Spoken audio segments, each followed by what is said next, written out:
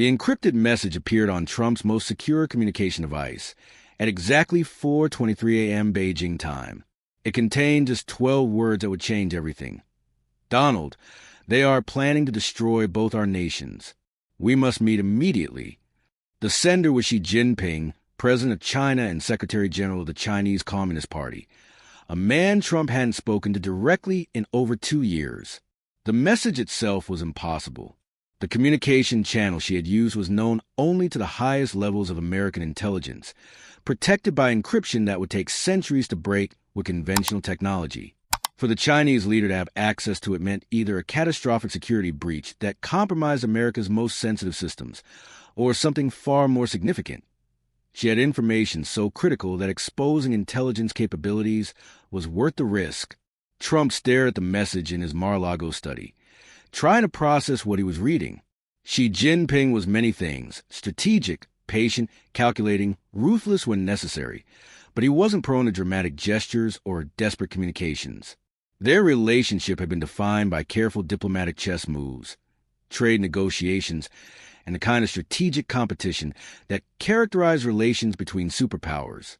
For him to reach out in secret, bypassing every diplomatic protocol and intelligence agency, suggested a threat so significant that it transcended the strategic rivalry between their nations. This wasn't about trade deals or territorial disputes. This was about something that threatened the very existence of both countries. They are planning to destroy both our nations. The words carried implications that Trump found increasingly disturbing the more he thought about them. Jose, what kind of destruction was being planned? And why would she warn his greatest geopolitical rival rather than exploit whatever advantage China might gain from America's destruction? The proposed meeting location was equally mysterious. A neutral facility in Singapore that appeared on no official records, accessible only through communication channels that neither government publicly acknowledged. No staff, no interpreters, no intelligence officials from either side. Just two leaders whose nations had been positioned as inevitable adversaries meeting to discuss something that apparently threatened them both equally. The secrecy itself was alarming. Both Trump and she were accustomed to having their movements tracked, their communications monitored, their meetings scheduled and recorded by dozens of staff members.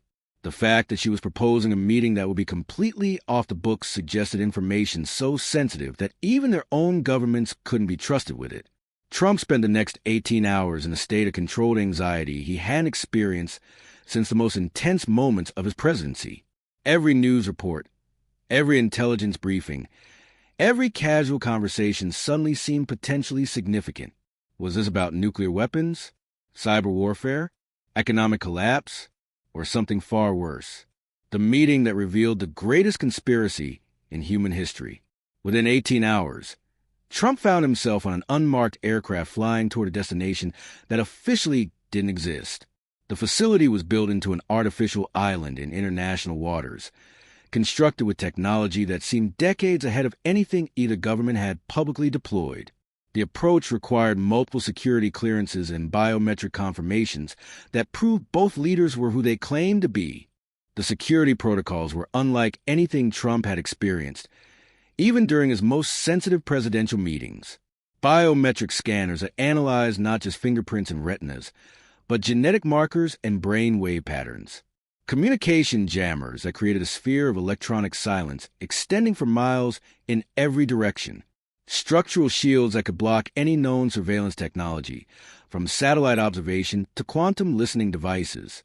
Xi Jinping was waiting in a conference room that looked more like a war room than a diplomatic space.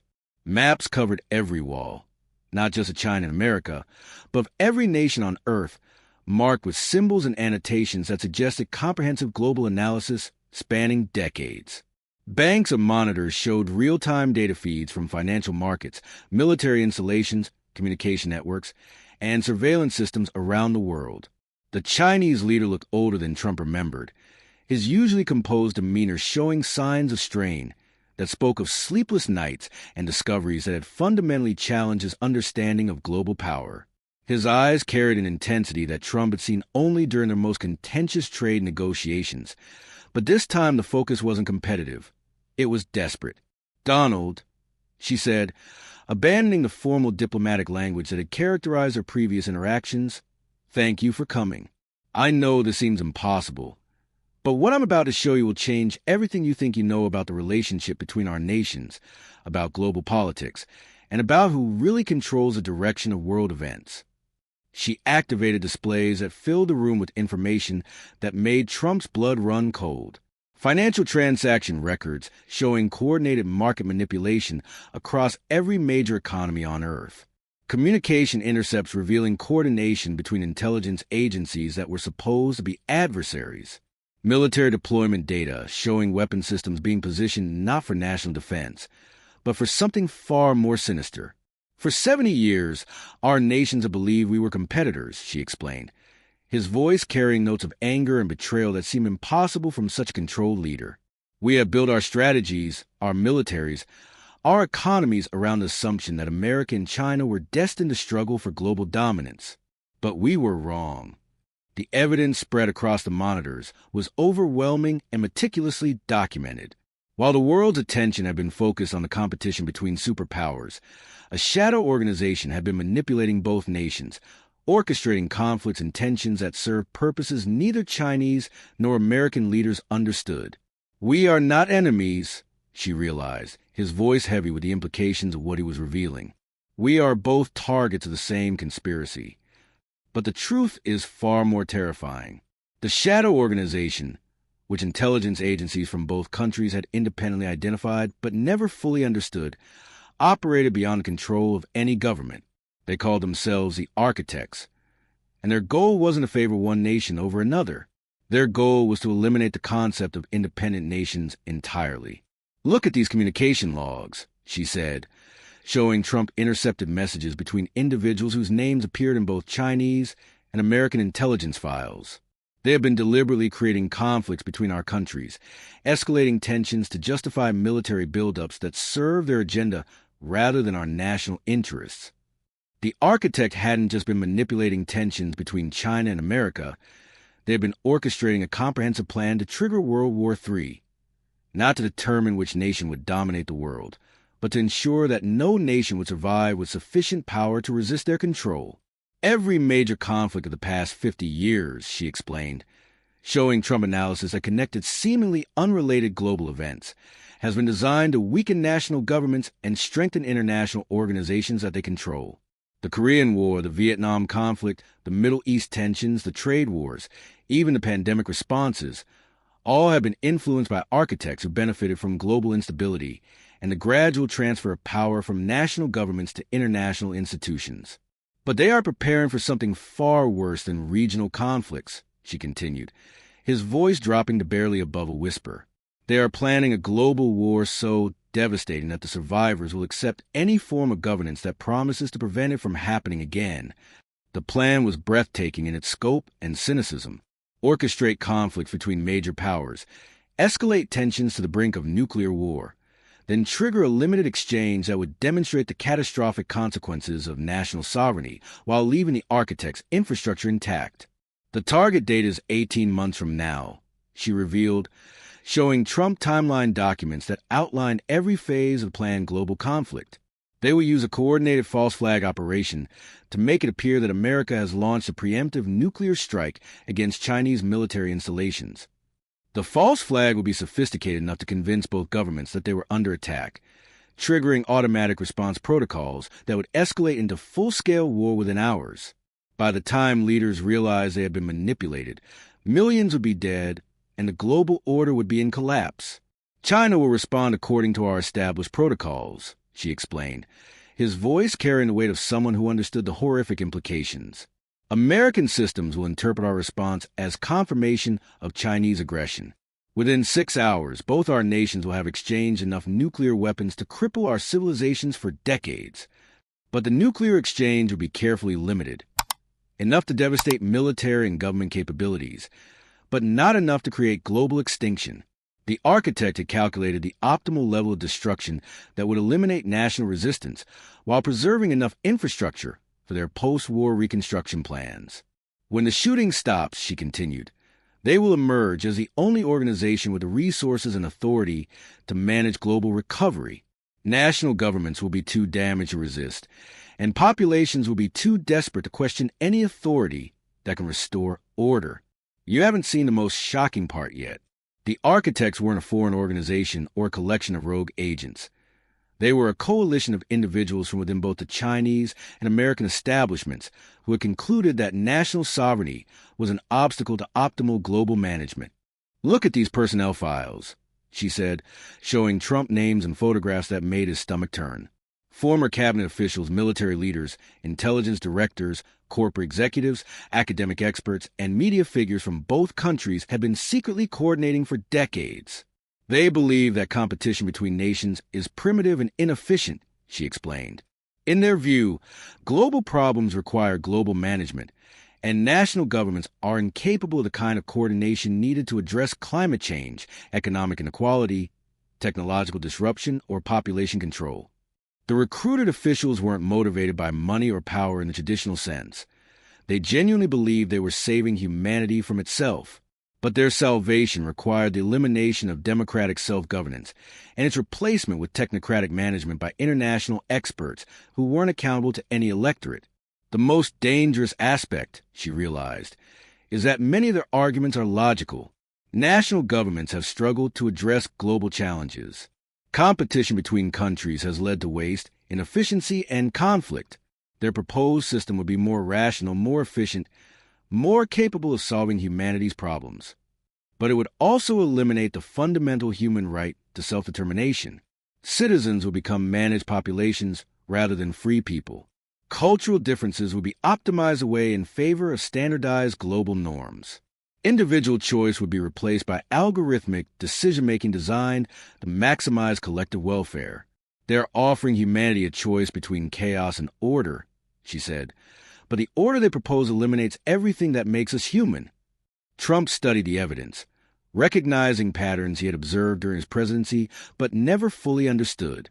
The resistance he had faced from his own intelligence agencies, the coordinated opposition from international organizations, the media narratives that seemed to emerge simultaneously across different countries. All of it made sense now. Xi, how did you discover all this? By accident, she replied, his expression growing even more grim. Our intelligence services detected unusual communication patterns between Chinese officials and foreign contacts. When we investigated, we discovered that some of our most trusted advisors had been reporting to the architects for years. The discovery had been devastating for Xi personally. People he had trusted, promoted, and relied upon had been secretly undermining Chinese sovereignty while convincing him that they were serving national interests. The same thing has happened in America, she continued, showing Trump surveillance data that proved American officials had been similarly compromised. They have spent decades placing their people in key positions within both our governments. What she discovered will change everything. But the infiltration went beyond government officials. The architects had been systematically gaining control of international organizations, multinational corporations, academic institutions, and media companies. They had built a parallel power structure that operated across national boundaries and answered to no democratic authority. The United Nations, the World Economic Forum, the International Monetary Fund, she listed, showing Trump organizational charts that revealed connections. Every major international institution has been gradually taken over by people who believe that national sovereignty is the primary obstacle to human progress. The takeover had been subtle but systematic. Academic experts would be recruited based on their belief in global solutions. Corporate executives would be promoted based on their commitment to international cooperation. Government officials would be selected based on their willingness to subordinate national interests to global governance. They call it stakeholder capitalism and global governance, she explained, but it is really the elimination of democratic accountability in favor of management by unelected experts. The architects had convinced themselves that they were more qualified to make decisions than the populations they would govern. They had studied global problems, developed sophisticated models, and concluded that democratic processes were too slow and inefficient to address the challenges facing humanity. But their solutions require eliminating the right of people to choose their own futures, she realized. They want to optimize human civilization the way an engineer optimizes a machine, for efficiency rather than freedom. The planned war would serve multiple purposes for the architects. It would eliminate the military capabilities of major nations, destroy the economic systems that supported national independence, and create the desperate conditions that would make populations accept any form of governance that could restore stability. After the war, she explained, showing Trump post-conflict reconstruction plans that had already been developed, they will offer to rebuild global civilization according to their optimal design. No more national competition, no more cultural conflicts, no more inefficient democratic processes that prevent necessary changes. But the most disturbing revelation was still to come. The architects hadn't just been planning World War III. They had been conducting experiments to determine the optimal level of destruction needed to achieve their goals. Look at these psychological studies, she said, showing Trump research data that made his skin crawl. They have been testing human responses to different levels of crisis, measuring how much suffering is required to make people abandon their attachment to national identity and democratic self-governance.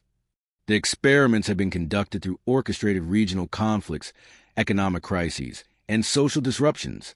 Each event had been designed to gather data about human behavior under stress, helping the architects refine their plans for global reconstruction. They know exactly how to break human resistance to authoritarian control, she realized. They have studied our psychological weaknesses and designed their war to exploit them perfectly. Trump absorbed the implications of what she was revealing. So we're not just facing a war, we're facing the end of countries as we know them. Exactly. And we have 18 months to stop it. The alliance that could save human freedom. The partnership she proposed was unprecedented in modern history. The leaders of the world's two greatest powers would secretly coordinate to expose and resist the architects before they could trigger the global war that would destroy both nations. We start by identifying every compromised official in both our governments, she explained, outlining a strategy that would require both leaders to risk everything they had built. Your intelligence capabilities combined with our surveillance systems could expose the entire network before they realize we know about their plans. The plan required perfect coordination and absolute secrecy. If the architects discovered that their conspiracy had been exposed, they would simply accelerate their timeline and trigger the war immediately rather than risk having their entire operation revealed. The challenge, she continued, is that we don't know which of our own intelligence officials we can trust. The architects have been recruiting from within our most sensitive agencies for decades. They would need to build a parallel intelligence operation, using resources and personnel that had never been exposed to potential architect recruitment. This meant working with younger officers, recent recruits, and officials from agencies that the architects had considered too small or unimportant to infiltrate. But Donald, if we do this, they will use every resource they have against us, she warned. They have people in our intelligence agencies, our militaries, our media organizations. The moment we move against them, they will try to destroy us both. The threat was both personal and systemic. The architects could orchestrate scandals, manufacture evidence of corruption or treason, even arrange accidents or health crises that would eliminate troublesome leaders. They had demonstrated their capability to manipulate information flow, financial markets, and government systems across multiple countries. We will need to be smarter than they are, she said, and we will need to move faster than they can react. Trump met Xi's gaze directly, drawing on the same determination that had driven him through decades of business and political battles. Xi, I've spent my entire career fighting people who thought they knew better than everyone else. This is just the biggest version of that fight. The alliance between the American and Chinese leaders was motivated not by friendship or shared ideology, but by a common understanding that some threats transcended national competition. The architect's vision of optimal global management would eliminate not just American democracy and Chinese sovereignty, but the entire concept of nations governing themselves. We may disagree about economic systems and political philosophy, she said, but we both understand that our people deserve the right to choose their own futures rather than having their lives optimized by international experts. The revelation that shocks the world. 6 weeks later, Trump and Xi simultaneously held press conferences that sent shockwaves through every government and international organization on Earth. Trump spoke in the White House while Xi addressed the world from Beijing, both leaders presenting identical evidence of the architects' conspiracy and their plans for engineered global war. My fellow Americans, Trump announced, his voice carrying the authority of someone revealing information that could prevent World War III. Today I stand with President Xi Jinping to expose the greatest threat to human freedom and national sovereignty in history. A threat that comes not from competition between nations, but from those who would eliminate nations entirely.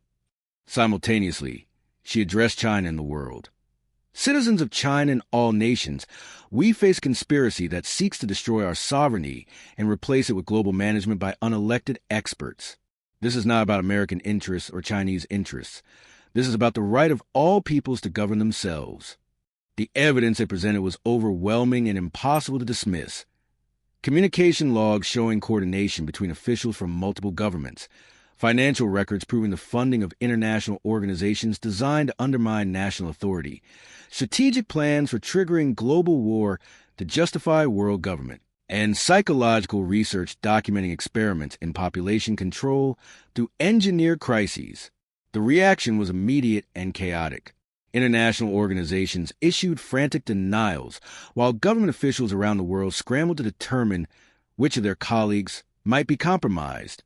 Media outlets struggled to process information that challenged fundamental assumptions about global governance and international cooperation. But the most significant response came from the public. Citizens in multiple countries began demanding investigations into their government's connections with international organizations.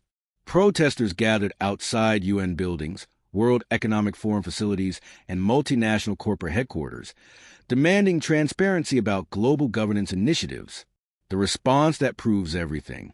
The architect's reaction validated every claim the two leaders had made. Coordinated attacks on government communication systems occurred simultaneously in multiple countries. Financial markets experienced manipulation that could only have been orchestrated by organizations with access to international banking systems. Most dramatically, military exercises in several regions suddenly escalated beyond their planned parameters, with weapon systems being activated by codes that bypassed normal command structures. Naval forces began positioning themselves for conflicts that hadn't been authorized by any government. Nuclear submarines in multiple countries received launch codes through channels that their own governments hadn't activated. They're trying to start the war early, she said during an emergency communication with Trump. But because we exposed them first, our military leaders know to verify all orders through secondary channels.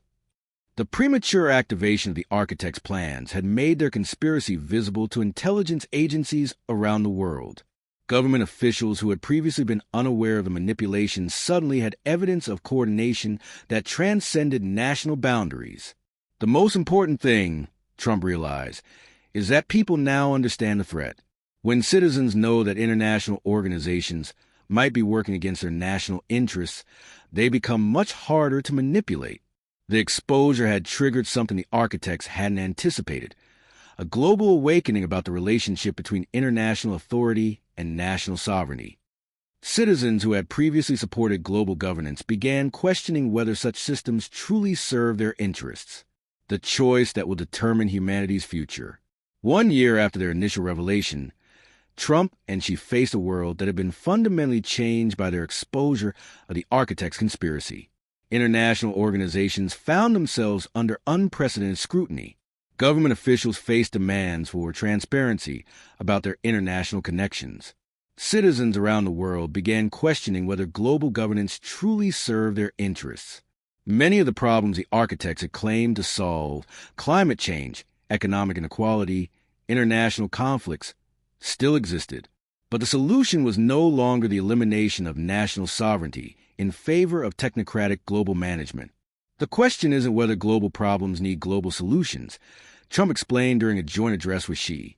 The question is whether those solutions should be imposed by unelected experts or developed through cooperation between free nations. Xi added his perspective.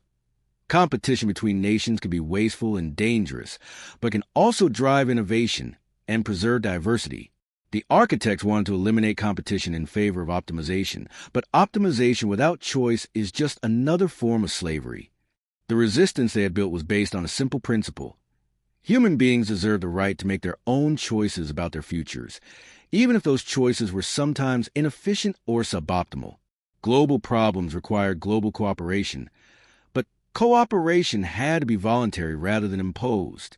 New international frameworks began emerging. Cooperation agreements between sovereign nations rather than governance by international authorities.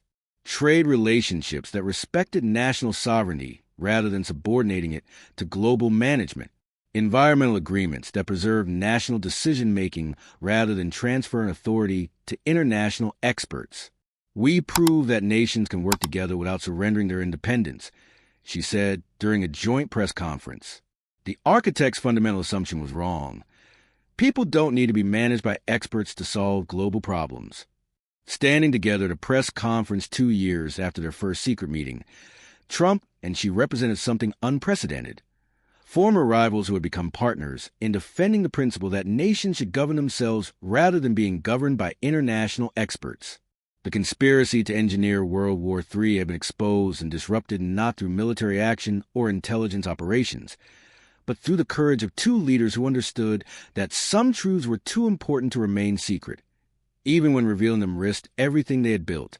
Their alliance had proven that when faced with threats to human self-determination, even nations with fundamentally different systems could find common ground and defend the right of peoples to choose their own destinies. The most dangerous war in human history had been prevented not by superior weapons or strategic brilliance, but by the simple act of telling the truth about those who would sacrifice freedom for the promise of optimal global management.